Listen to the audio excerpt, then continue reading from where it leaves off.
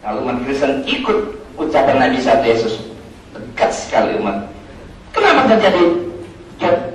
Begitu karena mereka justru menuhankan Yesus. Pada Yesus mengatakan Allah satu-satunya dan dia hanya seorang utusan. Tapi yang terjadi malah dibikin trinitas. Tuhan Bapa, Tuhan Putus. Makanya kalau orang bisa bisa mengkritisi Alkitab, ya semakin dekat. Banyak ratusan orang Kristen masuk Islam di tangan saya. Baik langsung maupun membaca buku dan nonton VCD saya. Ya saya merasa bangga, saya seorang mantan Kristen. Saya bangga dengan keislaman saya. Saya pengikut Nabi Muhammad, tapi sekaligus saya tidak meninggalkan Yesus. Yesus Nabi yang sangat kita muliakan. Kemudian satu lagi pertanyaan terakhir.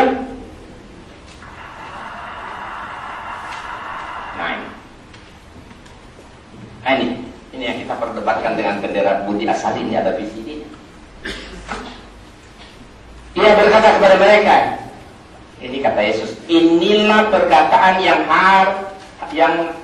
telah kukatakan kepadamu ketika aku masih bersama-sama dengan kamu, yakni bahwa harus digenapi semua yang ada tertulis dalam tentang aku dalam kitab Taurat Musa, kitab Nabi-Nabi dan kitab Mazmur. Lalu yang membuka pikiran mereka sehingga mereka mengerti kitab suci. Katanya kepada mereka, ada tertulis Mesias harus menderita dan bangkit dari antara orang mati pada hari ketiga. Nah, pertanyaannya, mana bukti ucapan Yesus yang mengatakan bahwa ada tertulis demikian? Mesias harus menderita dan bangkit dari antara orang mati pada hari ketiga. Mana ucapan dalam kitab Taurat Musa, kitab Nabi-Nabi dan Mazmur? Nah, catatannya kitab Taurat Musa ada 5, kitab Nabi-Nabi 33 dan Mazmur 1. Jadi berarti seluruh perjanjian lama harus ada ucapan itu. Ada enggak? Mirip itu aja nggak masalah. Silakan kalau ada. Mesias harus menderita dan bangkit dari antara orang mati pada ketiga di 39 kitab perjanjian lama. Ada enggak? Kami pada hari ini sudah. Oke. Sebentar Saya berserahkan untuk Bapak masih ada 2 menit lagi. Ya. Nah, oleh sebab itu pertanyaan yang 11 ini yang akan kita bahas hari ini. Nah, tentu saya sangat berharap Pak Pendeta Rudi akan membahas, boleh pilih 11 pertanyaan, mulai nomor 11, nomor 9, nomor 6, 1, terserah. Yang penting yang 11 ini nih, beliau harus jawab sesuai dengan tema. Silakan, tidak berurutan, no problem, silakan. Demikianlah. Assalamualaikum warahmatullahi wabarakatuh. Kurang lebih 13 menit setengah, jadi ada sisa 1,5 menit. Terima kasih atas paparannya Bapak dan Ibu. Untuk menghemat waktu, kita lanjut saja meminta Bapak Rudi Yohanes untuk menyampaikan paparannya. Waktunya 15 menit. Silakan. Terima kasih. Nah, kesempatan ini diberi Pak Moko Ginda sama saya, bebas memilih dari mana saja. Yang menjadi pertanyaan saya, jika saya jawab, ada nggak uangnya di meja di sana? Kalau bercanda-canda kan gitu kan. Oh iya, saya jawab dulu. Oke, sekarang saya mulai. Ini pertanyaan yang paling menggelitik dan sering saya katakan di internet. Jika pada saat saya bertanya ada satu habis bisa menjawab pertanyaan saya di ayat mana ayat ini, kalimat saya tertulis, kan habis itu penghafal Quran. Detik di mana dia bisa menjawab saya jadi Muslim. Nah, orang tahu tuh. Baik, saya bahas mulai dari spesial. Buktikan siapa hafal Alkitab walau satu surat saja di luar kepala. Bapak harus berterima kasih kepada orang yang membuat Alkitab online ini, Pak. Lebih cepat dari manusia. Untuk apa kita lagi? Ini udah lebih cepat. Bisa kita buktikan. Apapun pertanyaan Bapak, tinggal saya ketikkan cicik langsung muncul. Sebentar Pak. Saya pikir Bapak belum akan menjawab. Ya, Saya minta Bapak menyampaikan paparan Bapak kurang lebih 15 menit. Ya. Habis itu nanti kita baru akan tanya jawab. Bapak akan kita berikan waktu untuk memberikan jawaban-jawaban dan begitu juga kepada Bapak insan. Waktu yang pertama ini teman-teman Bapak menyampaikan paparannya untuk membekali semua kami ini dalam mengikuti dialog yang kita lakukan ini. Terima kasih. Oke, terima kasih. Oke, saya mau memaparkan, cuman gimana sebenarnya kalau kita memaparkan mengenai Hafiz ini, kan ini ada pertanyaan Pak. Jadi saya paparkan di sini bahwa Hafiz ini kan orang yang hafal isi Alkitab atau Al-Quran. Sekarang ini kan teknologi udah canggih. Kita sudah dibantu dengan pemikiran mereka yang sudah dituangkan, sehingga kita tidak ibarat kata tidak perlu lagi bersusah-susah. Sekarang di depan saya sudah ada Al-Quran online dan Alkitab online. Jadi mungkin itu pandangan saya saat ini. Di sini sudah ada Al-Quran online dan Alkitab online. Semuanya sudah tersedia untuk kita pahami. Jadi sekarang dengan bantuan teknologi ini saya buat. Kenapa saya bukan menjawab si anu, karena saya kan tak kenal manusia, ya kan? Tapi intinya dengan adanya Alkitab online ini kita sudah terbantu dan lebih gampang lagi untuk memahami, belajar dan sebagainya. Oke, itu mungkin paparan saya untuk poin ke-10. Sekarang saya mau poin 8. Saya ambil dulu yang gamblang-gamblang sebelum saya masuk kepada ayat-ayat. Mana foto asli itu wajah Yesus dan siapa pemotretnya? Ada kekeliruan bahwa foto gambar tidak harus difoto. Itu kekeliruan nyata loh. Saya melukis Bapak itu gambar gak? Gambar, ya kan? Dalam menyikapi pertanyaan ke-8, saya pernah menulis begini. Kabar baiknya adalah pada saat Yesus lahir sampai dia meninggal, bangsa Israel sudah pandai melukis. Itu kabar baiknya. Kabar buruknya adalah bahwa itu hanya khayalan. Kan begitu? Nah, itulah kabar baik dan kabar buruk. Sekarang kalau ditanya foto portret, itu kita dari pertanyaan ini sudah ibarat kata melenceng. Karena foto itu tidak asli portret, dilukis. Ya kan? Banyak lukisan-lukisan tua yang kita lihat sekarang beribu-ribu tahun yang lalu. Sementara Yesus baru 2000 tahun. Lukisan itu dimulai di zaman Mesir kuno aja sudah dibantu, digoreng. Nah, berarti bukan harus foto. Mungkin diperbaikilah mungkin konteks pertanyaannya. Oke. Mana dalil agar percaya kepada Yesus sebagai Tuhan dan Juru Selamat dijamin masuk surga? Pasti. Oke. Untuk jalan menuju surga, sebentar, saya ini aja. Ada yang sudah saya buat dulu aja biar gampang. Mana ajaran Yesus ketika berumur 12 tahun sampai 30 tahun? Ya. Karena ini menyangkut ayat-ayat terlalu banyak. Mungkin nanti ketika saya juga bertanya, Pak mau begitu mungkin juga memerlukan waktu juga. Nah, kita mulai dari Injil Matius. Matius 2 ayat 13 sampai 15. Dan ini maaf Pak Mogo, kita bukan punya Pak Budi Salih, ini kita semua punya pemikiran masing-masing. Matius 2 ayat 13 sampai 18 saya ambilkan. Nah, inilah buktinya habis itu sekarang tak diperlukan lagi, yang diperlukan teknologi. Saya hanya buka gini, Matius 2 ayat 13 sampai 15. Matius 2 ayat 13 sampai 15.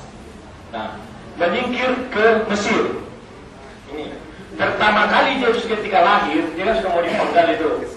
Dia menyingkir ke Mesir, dan setelah raja itu mati, Yusuf membawa lagi kembali. Tapi sebelum sampai juga ada pengganti daripada Kaisar Herodes, itu juga melakukan kebijakan yang sama, sehingga mereka menyingkir ke Nazaret. Itu untuk yang pertama. Nah, ketika Yesus mulai besar, ini sebentar.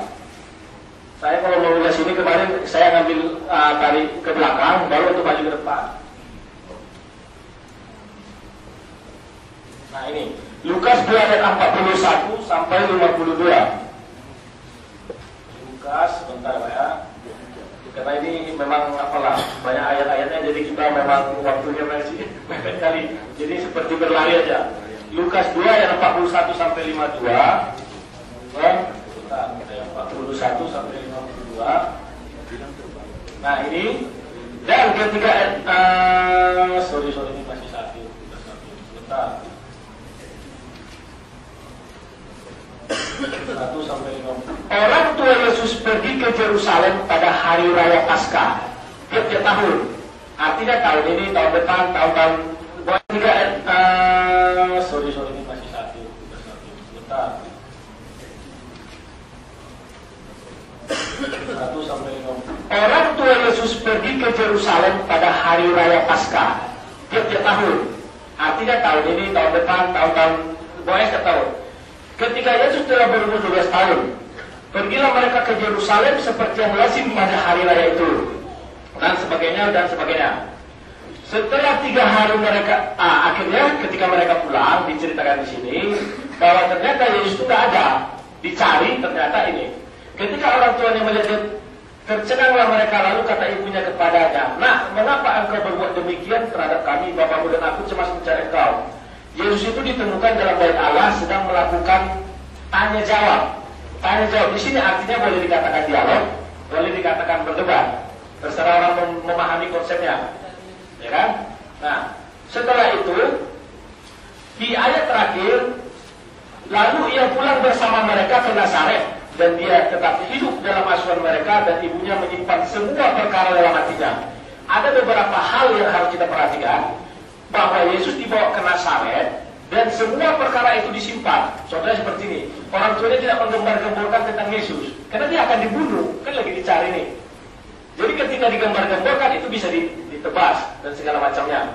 Maka disimpanlah rahasia ini sehingga ketika umur 12 tahun sampai umur 30 tahun Yesus tidak ada keluar-keluar. Tapi ingat, Yesus itu setiap tahun seperti lazimnya orang-orang Nazaret juga pergi ke bait Allah. Tapi orang tuanya melihat kejadian ini, bisa jadi dari ayat ini kan sudah tergambar, bukan saya mereka-reka, bahwa semua disimpan perkara itu. Bisa jadi begitu selesai dari bait Allah langsung pulang. Nah itulah kenapa itu untuk menyelamatkan supaya Yesus jangan menjadi kejaran orang-orang untuk dibunuh. Nah itu yang pertama. Ada juga anggapan lain bahwa Yesus itu sedang belajar sama seperti manusia biasa. Yesus belajar dalam bait Allah. Tapi saya kurang memegang konsep itu. Saya lebih memegang konsep bahwa Yesus itu semua perkara-perkaranya disimpan. Itu maknanya luas, boleh diartikan sendiri. Nah, oke, kita lanjut lagi. Sebenarnya ini panjang sih ulasannya. Saya mau masuk lagi. Sebentar, kalau banyak sekalinya. Mana pengakuan Yesus bahwa Yesus itu adalah beragama Kristen? Sebentar, saya lebih tertarik dengan ini. Pertama, kalau ditanya saya tanya agama kamu apa? Saya katakan pengikut Yesus, ya kan? Jadi kalau pertanyaan itu diajukan sama saya, berarti sudah ibarat kata tidak mengenal, karena saya pengikut Yesus, oke? Tapi itu tertulis Yohanes 4 ayat 6, kata Yesus kepadanya, "Akulah jalan dan kebenaran dan hidup." Ya, kalau kita ambil di sini Yohanes 14 dan 4. Yohanes 14 ayat 6 gitu. Iya, Yohanes 14 ayat 6. Saya bilang tadi 4. Oh, mungkin salah. Kata Yesus kepadanya, "Akulah jalan dan kebenaran dan hidup. Tidak ada seorang pun yang datang kepada Bapa kalau tidak melalui aku." Jadi kalau saya ditanya, kamu pengikut Yesus? Ya, saya pengikut Yesus. Dan sekarang kita tanya bagaimana hubungan Yesus sama orang Kristen. Saya hanya mau mengambil sebuah kalimatnya, bahwa kalau untuk melihat kita, untuk mengetahui apakah betul Yesus itu umat Kristen, artinya kita harus mengatakan namanya jemaat. Yesus sudah dengan tegas mengatakan di Matius 16 ayat 18, "Dan aku pun berkata kepadamu, engkau adalah Petrus, dan di atas batu karang ini aku akan mendirikan jemaatku, dan alam maut tidak akan menguasainya." Artinya bahwa Yesus itu punya jemaat. Nah, jemaat apakah yang dimaksudkan itu? Apakah Kristen? Apakah yang sebagaimana? Nah, mari kita lihat. Sebentar.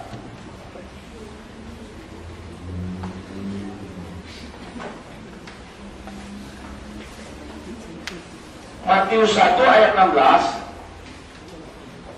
Wah, ini jadi buru-buru juga ini. Bentar ya. Lebih enak tadi bertanyakan satu-satu, jadi asik biar seperti waktu Bapak dari Matius itu, Pak. Nah, itu. Matius 1 ayat 16. Ini. Dasar orang mengatakan Kristen adalah Yakub memperanakan Yusuf suami Maria yang melahirkan Yesus yang disebut Kristus. Kristus. Oke. Itu dasar hukum yang pertama. Markus 9 ayat 41, langsung saya bacakan karena kalau saya mengklik di sini juga agak kelamaan, waktu 15 menit. Ya. Aku berkata kepadamu, sesungguhnya barang siapa memberi kamu minum secangkir air oleh karena kamu adalah pengikut Kristus. Ini masih dikatakan di Markus 9 ayat 41. Markus 9 ayat 41. Markus 9 ayat 41. Nah, di sini dijelaskan, aku berkata kepadamu, sesungguhnya barang siapa memberi kamu minum secangkir air, oleh karena kamu adalah pengikut Kristus, dia tidak akan kehilangan upahnya. Ada lagi kata-kata Kristus. Oke. Kita masuk lagi.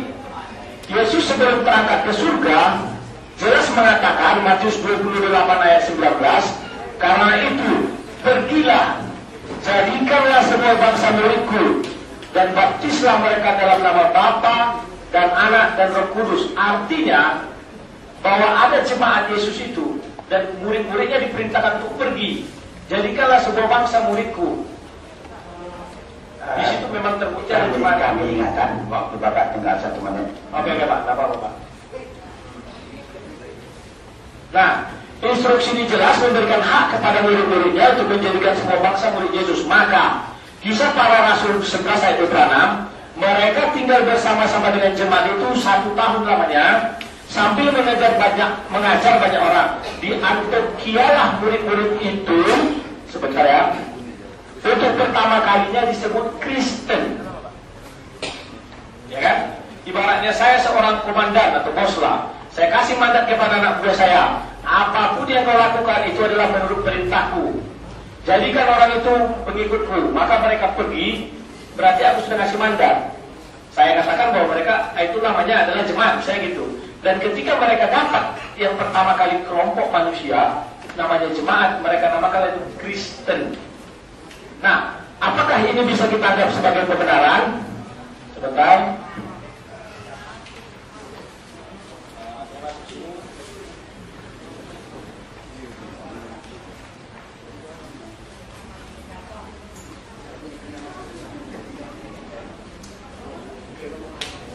Langsung 10 pertanyaan dalam waktu 15 menit. Tidak apa-apa ya.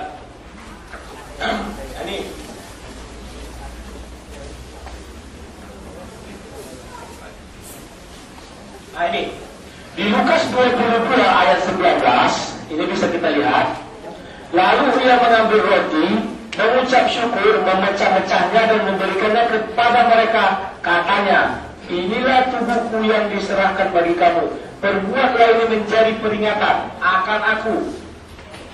Dari kata-kata sini banyak hal yang bisa kita ibarat kata tafsir.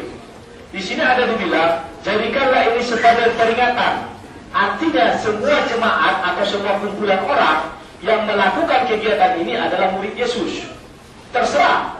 Katakanlah ada agama, katakanlah agama angin ribut. Dia melakukan yang namanya, kalau ini kan namanya perjamuan kudus. Ya, berarti dia juga boleh dikatakan murid Yesus. Bisa.